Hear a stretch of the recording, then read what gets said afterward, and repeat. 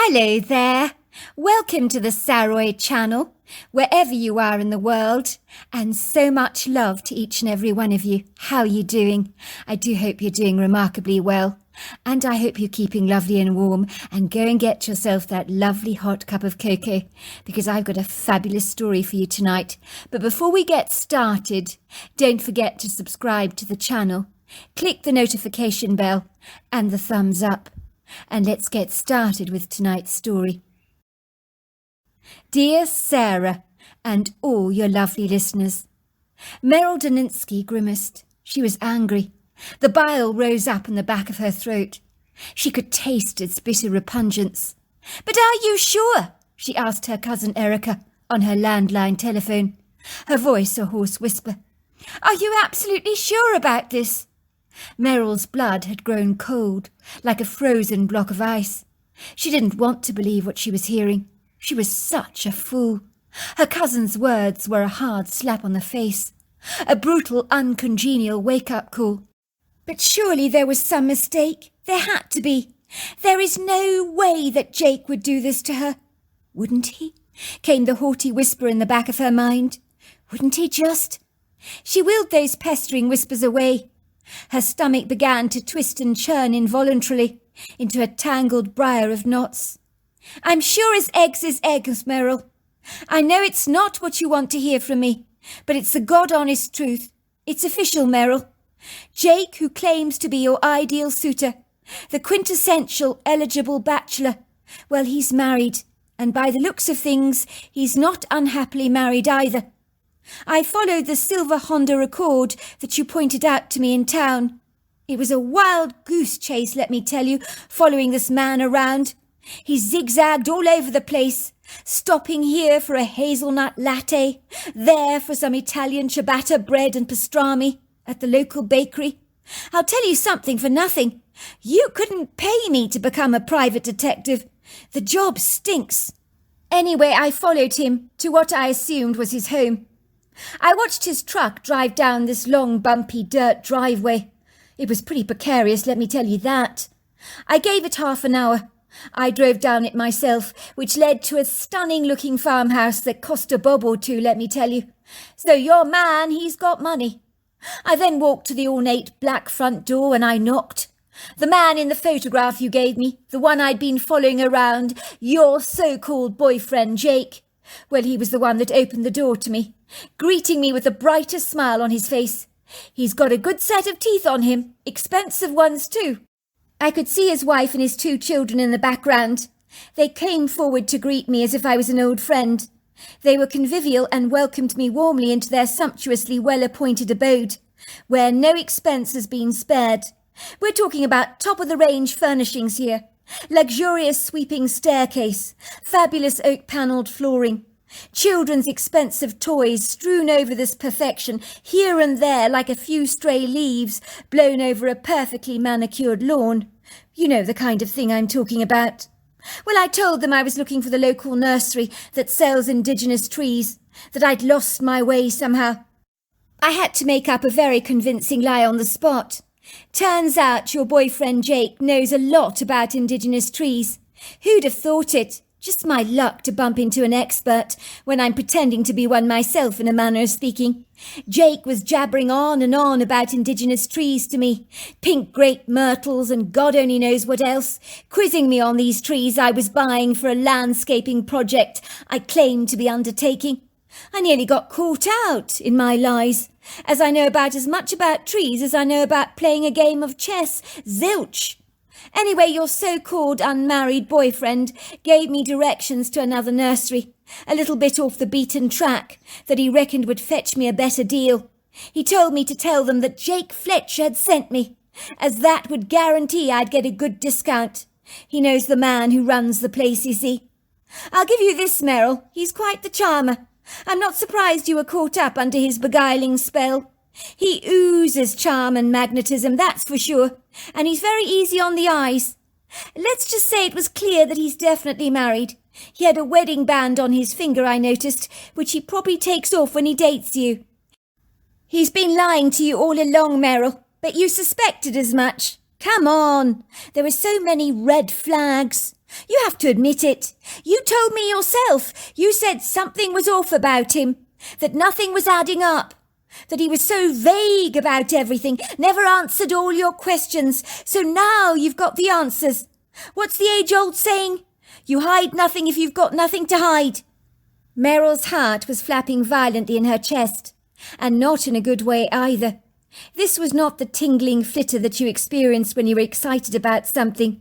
This was more akin to a smouldering nervous energy, like the dry kindling that you add to a fire, that soon gets wildly out of control, uninhibited and unrestrained in its fury.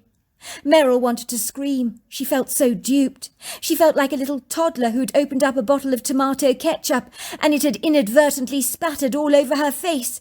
She felt foolish, silly, and extremely angry.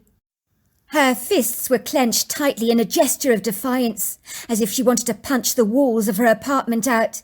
But that would certainly upset her housemates, and require a fix-me-up job that she could ill afford.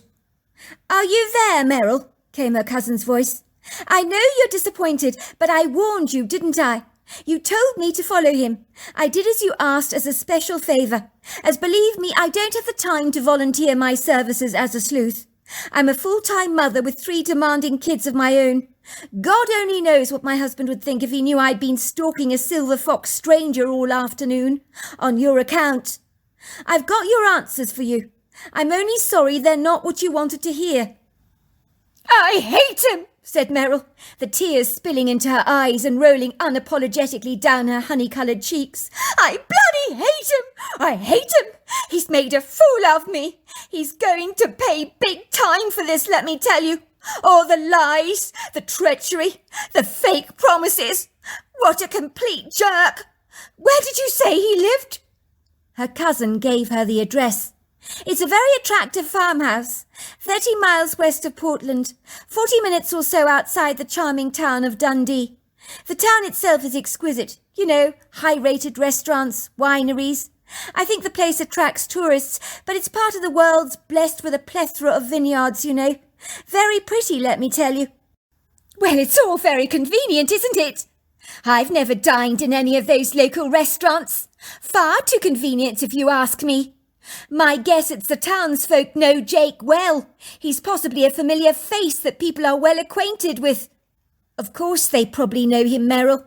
They probably know his wife and kids as well, I imagine. If you were seen around town with him, that would almost certainly get tongues wagging. Small towns and gossip go hand in hand, like shoes and a matching purse. You're not going to do anything stupid, are you, Meryl? Please don't. Yes, your boyfriend Jake, it's official, he's a jerk. I agree with that 100%. There are no arguments on that score. But for God's sake, don't ruin that really sweet family. Don't tear them apart. You know kids, they need their parents when they're growing up. The wife, she's charming, a lovely lady. They've got 2 kids, and if you come along like a raging tsunami, you'll destroy everything. Do you really want to do that? Could you live with yourself, knowing that you were the wrecking ball that demolished a family in a single swipe? I couldn't do it. Some things are best just letting go and forgetting about, and that's what you should do. Erica, have you forgotten? Jake had an affair with me. Forgive me for thinking it was a serious relationship. I mean, he told me he loved me. He told me he wanted to spend the rest of his life with me. And then all this time he's lying through his teeth. He never meant a single word of what he said. He just wanted to take full advantage of me. How do you think that makes me feel? I feel used, exploited, cheap. I need to confront him. He can't get away with treating me like this, leading me up the garden path. Don't you understand?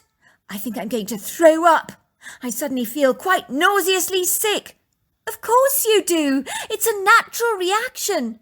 You're only human, Meryl. I know it's not easy. You're not the first to be double-crossed or hoodwinked by a married man, nor will you be the last. But I'm begging you not to do anything silly. I know you. When something sets you off, you're like an unbridled wild stallion, without any reins to pull you back in. You do tend to overreact when you're upset, but I urge you to think before you do anything terribly silly. Those kids, you have to think about them. They'll be the innocent victims if you mess Jake's life up. What does she look like? Sorry, what are you talking about? What are you talking about?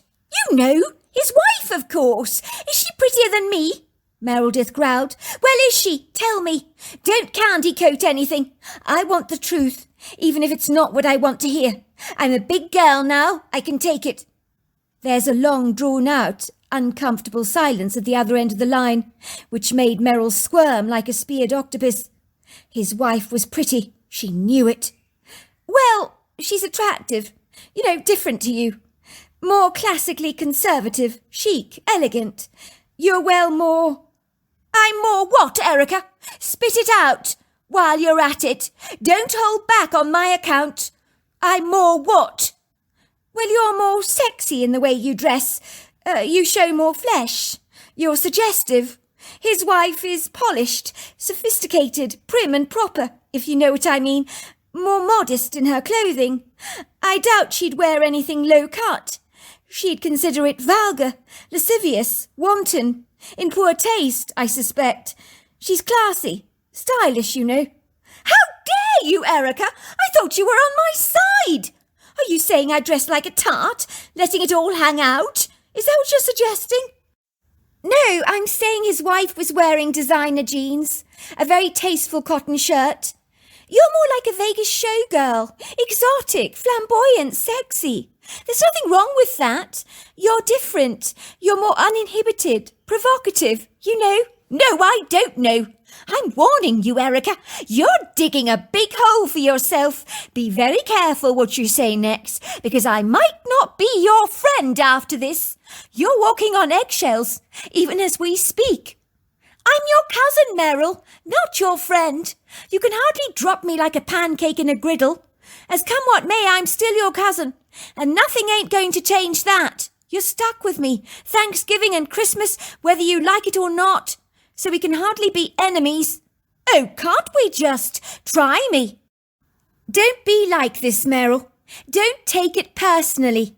Let's face it, how did you meet this boyfriend of yours? You need to think about that first. You didn't meet him on some formal, classy dating website for up-and-coming young professionals who are seeking a serious relationship that could ultimately lead to marriage, did you? You know how I met him, Erica. Did I not tell you the story? Or were you not listening as usual? Why does that not surprise me? For your information, Jake is a top CEO for a corporate company. The men at his work ordered a present for him on his birthday. A joke present. I arrived on the scene having been recruited by the agency as a kissogram. So I did a sexy dance for him when I popped out of the wrap box, with a large big bow around it that Jack had to open. And then ba-ba-ba-boom, there I was. I gave him a big fat kiss on the cheeks. He was terribly surprised. Everybody cheered, hooted with laughter, and took tons of pictures. You know the thing. Jake invited me to join everyone for champagne and cake.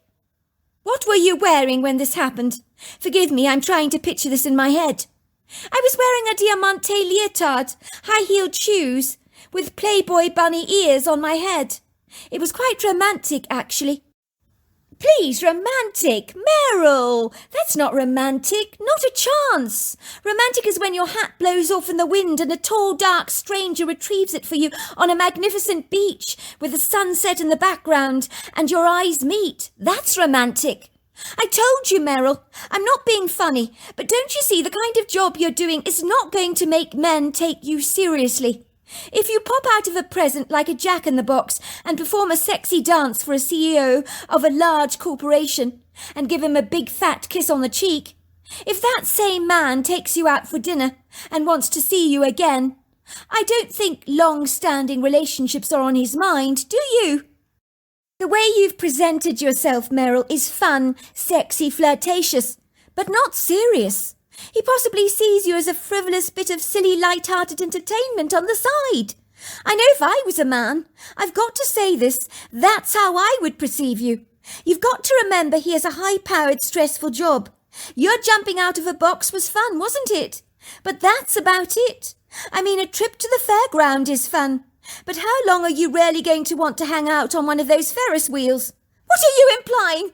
That I'm a cheap floozy or something? That's rich coming from you, Erica.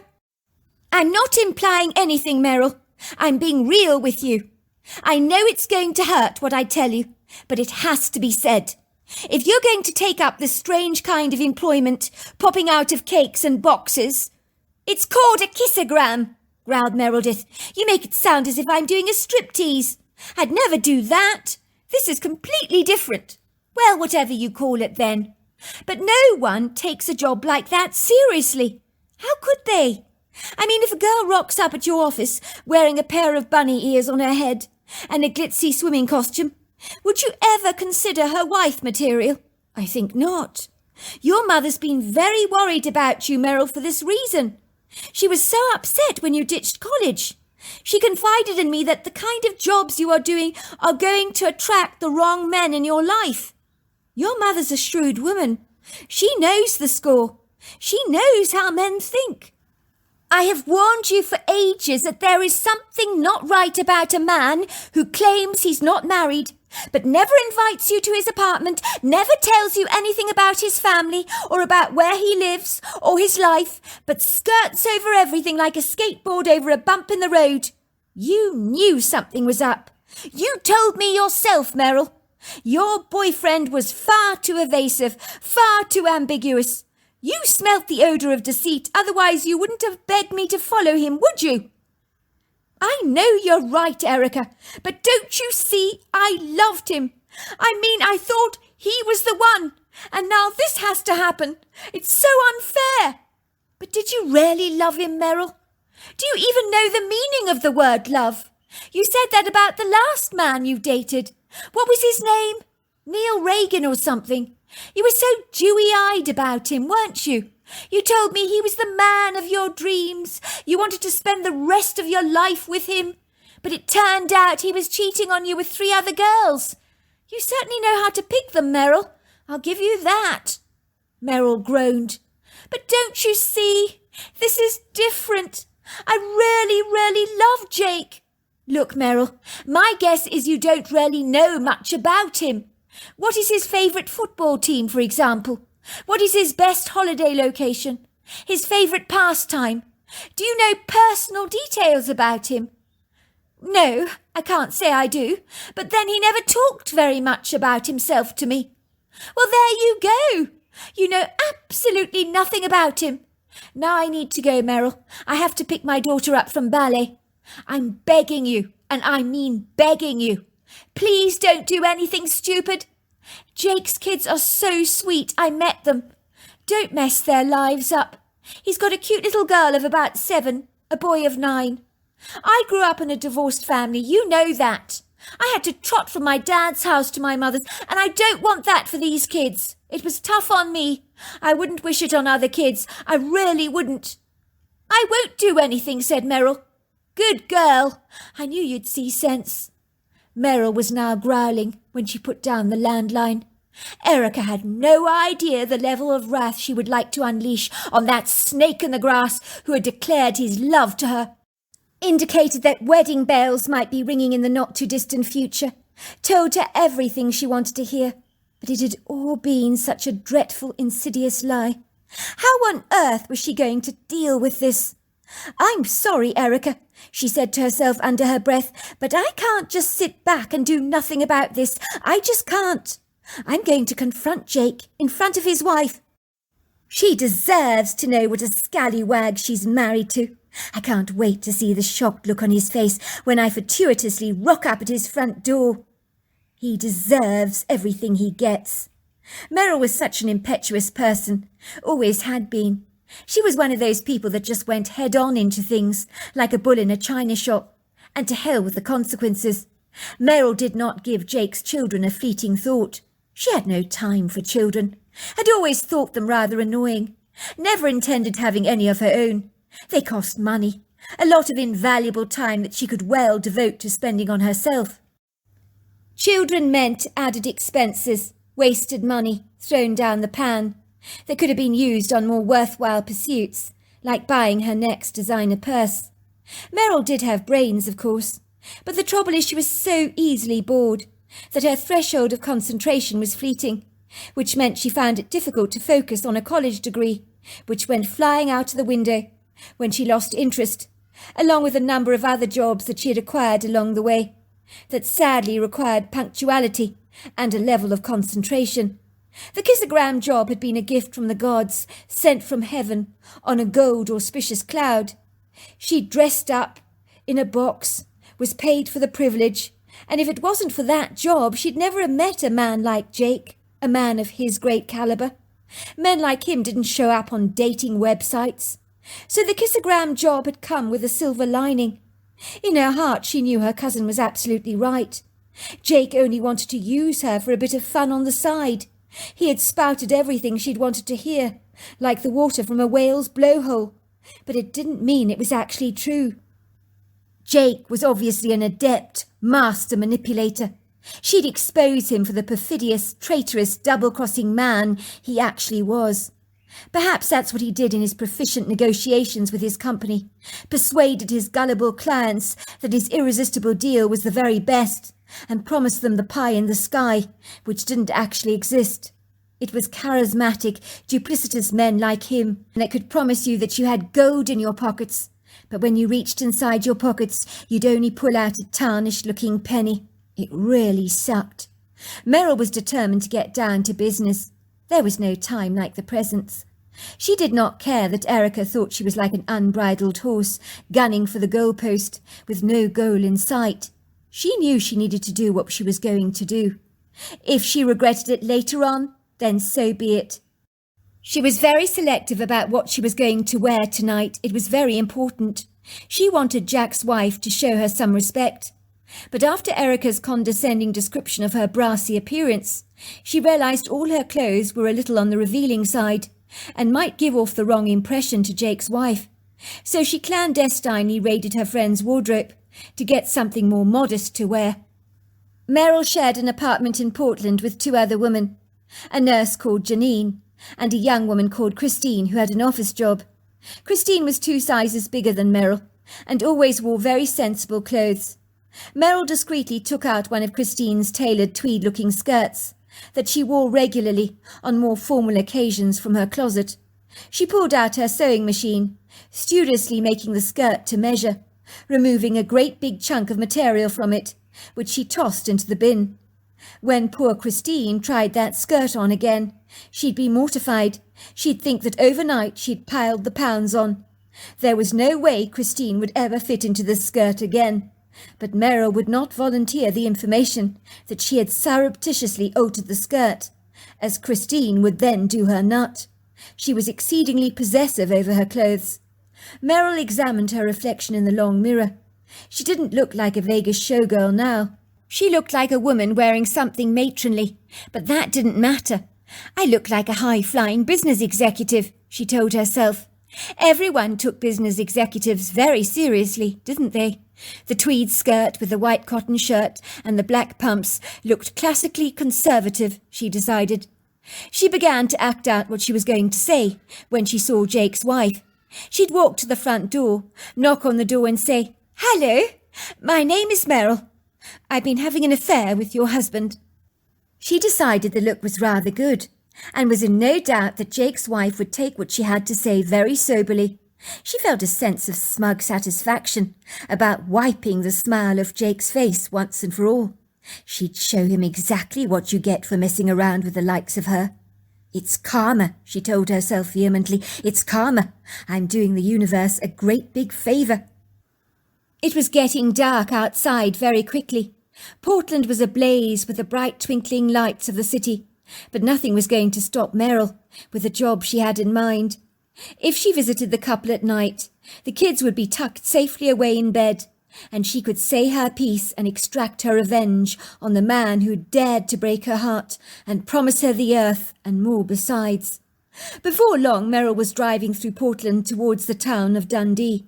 The property she was looking for was about 40 minutes away from the town, and situated in a turn-off on a rather dusty road, which had not been asphalted and was begging for some attention.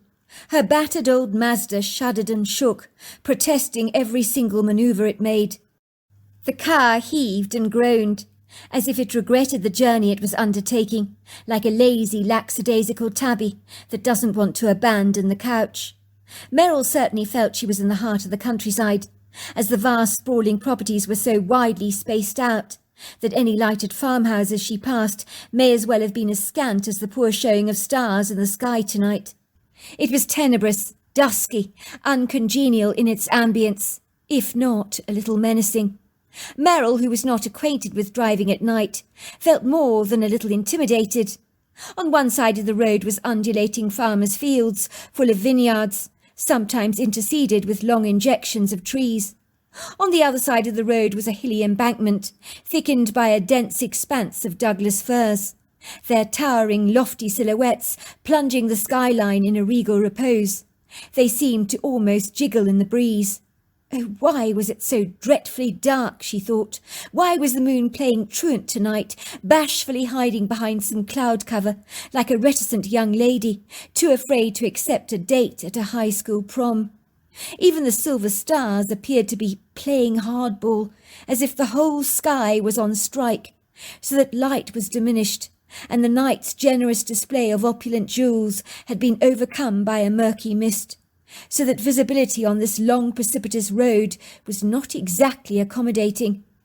Let's just say, under normal circumstances, Meryl would almost certainly not have possessed the confidence to drive in such inauspicious conditions, at the dead of night like this, just surrounded by fields, trees, and pretty much nothing else.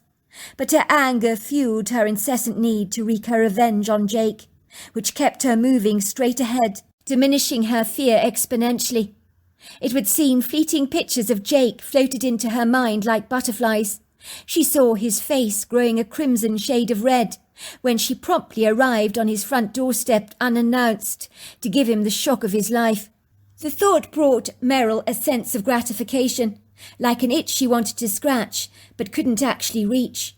She'd wipe the smile off Jake's face, see how he liked having his life all messed up, like he'd screwed up hers. Thank God for the headlights lighting up the road ahead. Without them, she admitted she would be petrified. Meryl's hands had been holding the steering wheel so tightly that the white knuckles were showing, and her steely grey eyes remained fixed on the road. She breathed a huge sigh of relief as the turning in the road reached a path with a sign which read, Pine Hollow Estate. This must be it, she thought. Her Mazda ambled uncomfortably down a rough, irregular, stony driveway until she reached a farmhouse. She was here at last. It was difficult to see the farmhouse, as it would look during the day, but a few outside lights revealed a rather resplendent-looking building, with big French windows and gingerbread trim. In a trice, Meryl had parked her truck outside the property, almost sure that the people had heard her approach. Her battered Mazda, with its rusted old exhaust, had rattled down the road, making one hell of a noise. But at this stage of the game, she couldn't afford to have her muffler replaced. You can do this, you know you can, Meryl told herself firmly, getting out of the car, her heart now aflutter with pensive nerves. She can see the front door of the house swinging open. Jake is standing there, with his wife by his side, both curious to see who their strange visitor is at this time of the night. When Jake sees this woman in a tweed skirt walking up towards him, he doesn't recognize her at first and manages a warm smile, until his eyes reach the face of the woman that he'd been seeing behind his wife's back. His face grows as white as a sheet. His expression is one of such confoundment and nonplussed disbelief.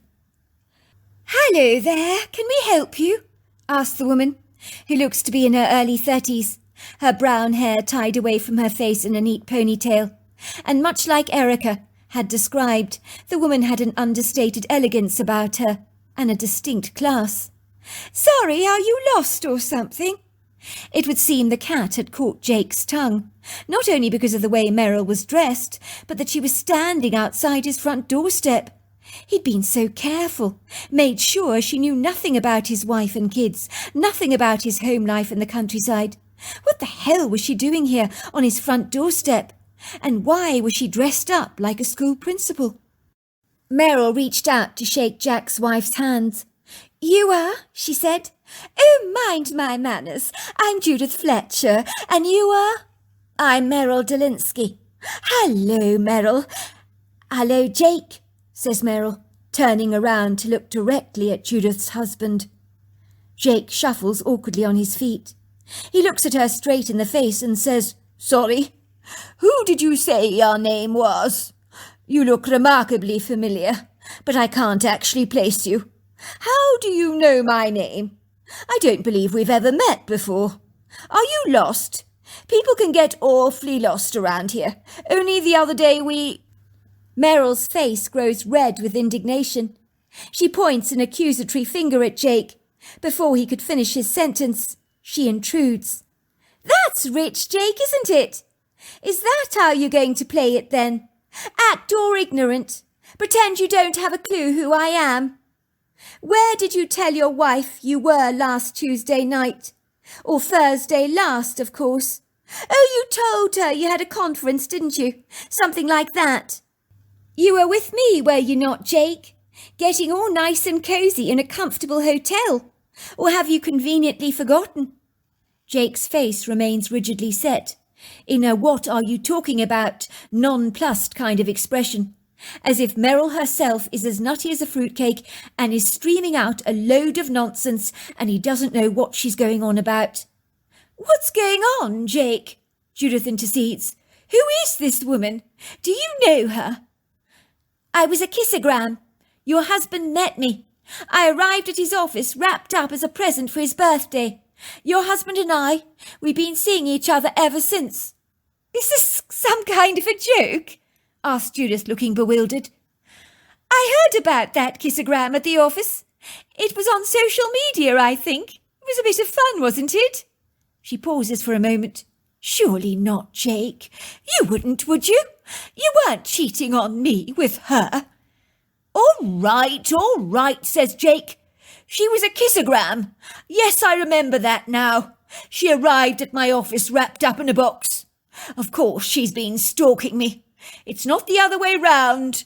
I'm the innocent party here, I can assure you of that. I have had no connection with this woman whatsoever. She's the one that's been harassing me." "Your husband is lying. We've been seeing each other. He told me he wasn't married, that he loved me. He wanted to spend the rest of his life with me." What happened next even surprised Meryl. Judith stepped forward and screamed directly at her. "Would you leave our property right now?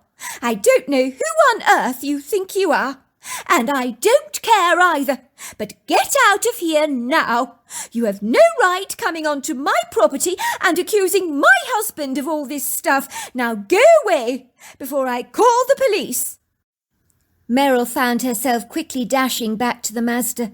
She started up the engine hurriedly. Tears poured down her golden cheeks. This had not gone as she had anticipated, and Jake claiming that he didn't even know who she was at first was incredibly uncomfortable. And now he remembered her as a kissogram that turned into a stalker.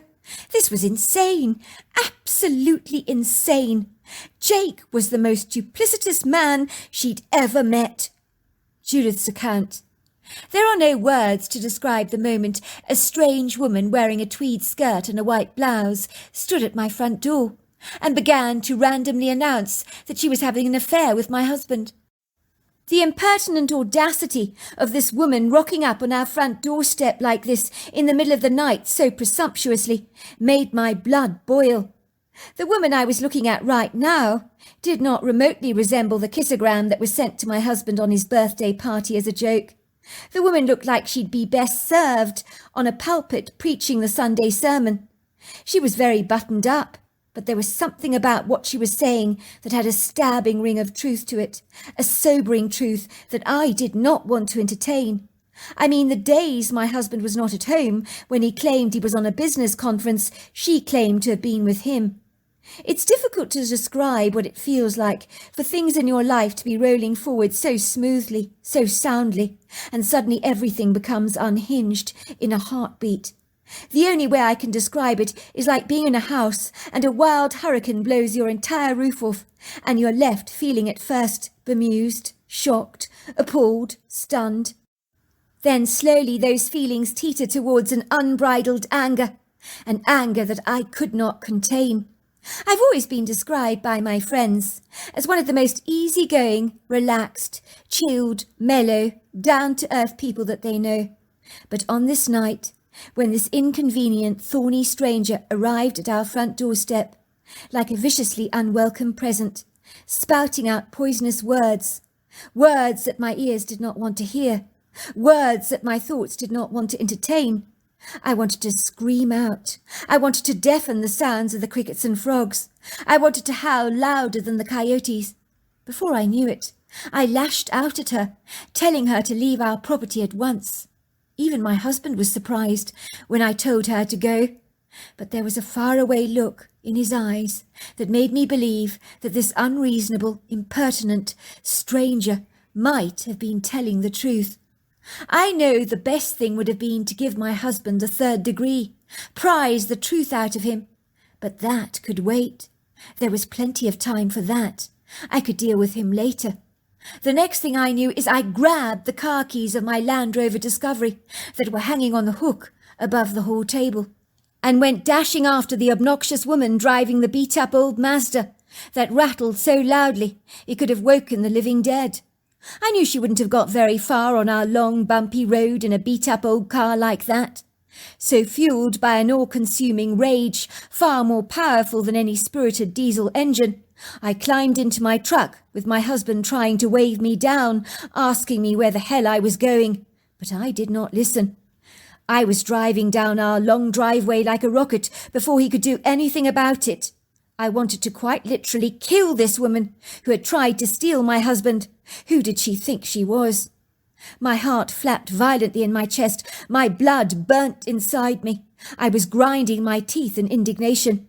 I could see the red Mazda juddering along the road, struggling to get very far. I noticed there was a moon suddenly seeping through the vaporous mist that seemed to be suddenly clearing. But it was a dark night, that was sure. I hooted at the Mazda in front of me as both our trucks came to a grinding stop. We were now in the middle of a long dirt road, not very far from my property, I have to say. The area is surrounded by viridescent rolling hills, exquisite-looking vineyards, a plethora of lofty trees, namely Douglas firs and maples. During the day it's breathtakingly beautiful.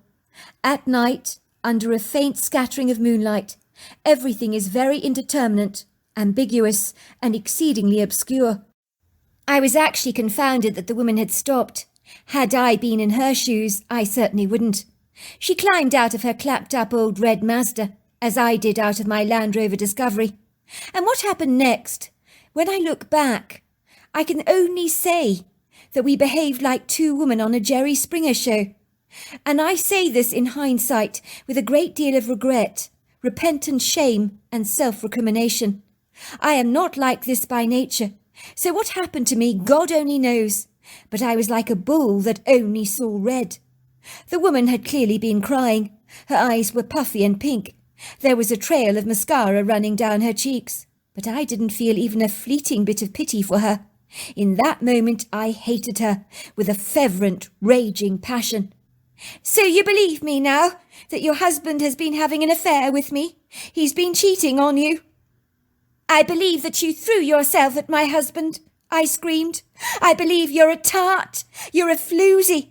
You're a lowlife." Before I knew it, me and this woman were fighting each other like cat and dog.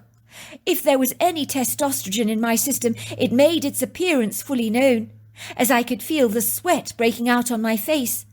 It was utterly ridiculous to behave like this, like a couple of ridiculous teenagers.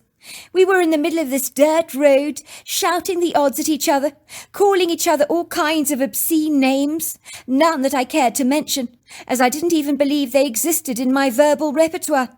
But it's amazing the poison you can spurt when you're rattled by rage and fury. I do not know how long we'd been fighting for. I'd been grabbing her hair. Some of it, I regret to say, remained in my hands. I must have pulled it terribly hard. When I suddenly became very aware we were not alone. A big hand was pushing us apart, trying to break up our fight.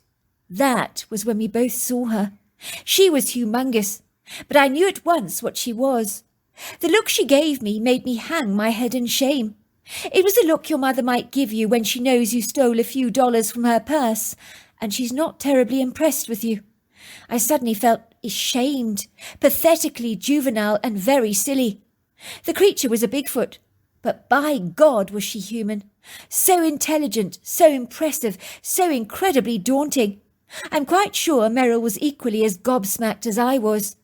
We both stood there gawking at this tall, dark, hairy woman, towering at 8 foot tall, easily 600 to 700 pounds, built like an army tank, with overlong arms and dark eyes that, under the splattering of the light of the moon and the headlights of our cars that had been left on, gave off a yellow eyeshine.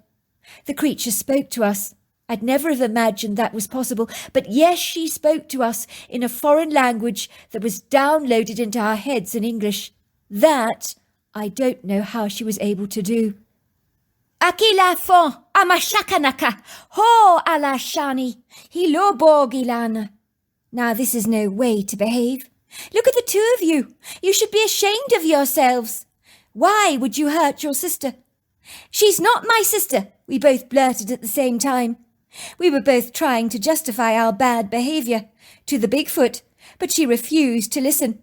Instead, she took Merrill by the hand, leading her straight back to her red Mazda, and waited for her to drive away. And then she started to lead me back to my Land Rover Discovery. But she did speak to me before I actually got inside. She said to me, "Iki Latina, omokota shafana. Fix it. Don't throw it away." There was no doubt she was talking about my relationship with Jake. But he didn't deserve to be forgiven, if what Merrill claimed he had done was true. As if the Bigfoot had read my mind, she spoke directly to me again, and I heard the words translated in my head. "Isina avona, imokalinani, ogolashana, ifolobi." I heard the words in my head. Everyone deserves forgiveness. We all make mistakes. Ikitani bo. Make sure you forgive him. She watched me get back into my truck and drive home. I was so confounded by this bizarre, idiosyncratic experience that would leave an indelible mark on my life. Even when I returned home, I couldn't confront my husband about his affair with Merrill, as the Bigfoot's words kept ringing into my head. Fix it. Don't throw it away. Needless to say, I'm very glad to say that I heeded her sagacious advice, the Bigfoot's I mean, as my relationship with my husband was far too precious to just throw away. Not that it made what he did at all acceptable, nor did my forgiveness give him the entitlement to do this again to me, as I was no pushover, and if my husband cheated on me again, next time I would not be so lenient. My husband fully admitted that he'd had an affair with Merrill. "I don't know why I did it. Ever since you've had kids, you've become so serious. We don't laugh or joke together anymore. You take life terribly seriously. I felt as if I wasn't having fun anymore. And when the kissogram was delivered to my office, well, she was airy and light. I enjoyed her company. I promised her the world, God only knows why. I guess I felt sorry for her. But it's you and the kids I love. I'm sorry. I could never throw what we've got away, and I almost did." We both went to counselling together, and if there is anything I would thank Merrill for, that is reminding myself not to take life so seriously, and to bring laughter back into my life again. And as for the Bigfoot, she saved my marriage. Her words made me reflect, before dragging our marriage to the divorce courts, which I could so easily have done, and probably would have. Life is tough enough as it is, and sometimes we fall off the wagon. We make mistakes, but we all deserve a little forgiveness, once in a while, and my marriage is stronger and happier than it's ever been, so I'm very glad about that. That night, when Merrill got back to her apartment in Portland, she hurriedly phoned her cousin's landline. It was 3 o'clock in the morning, but she didn't care. Erica's husband didn't sound best pleased when he lifted the receiver. She could hear her husband say, "It's your bloody cousin, Merrill. What can she want at this time of the night?" "Give the phone to me," said Erica, snatching the phone away from her husband. "Is everything all right, Merrill? You're scaring me, phoning me at this absurd time. Why? What's going on? You do realise it's 3 o'clock in the morning?" "I did it. came the voice at the other end of the line. "I did it." "You did what, Meryl? For God's sake, stop talking in riddles. Speak clearly." "I went to the house. I confronted Jake and his wife." Erica sighs. "Oh my God, you didn't! I told you not to do that. Why would you do such a silly thing?" "You won't believe it," came the excited voice on the other end. "Me and Judith Fletcher, we were on this dirt road, literally tearing each other's hairs out, screaming at each other, having a cat fight, and a female Bigfoot stopped our fight. She guided me back to my master. She asked me why I'd fight my sister. She watched me leave. She told me to go." "That's extraordinary, Meryl. It really is, but I'm too blurry to listen to your account now. But I'll give you a call in the morning. But I will say, if what you're saying is true, you had one hell of a night, and I can't wait to hear all about it in the morning. I'll speak to you then." "What was all that about?" asked her husband, as Erica finally put down the telephone, her face awash with stunned disbelief. "You wouldn't believe it if I told you," she said, rolling over in the bed. "Now go back to sleep, sweetheart." So there you are. That's my story. Wow, what an incredible story. Until next time, goodbye and good night.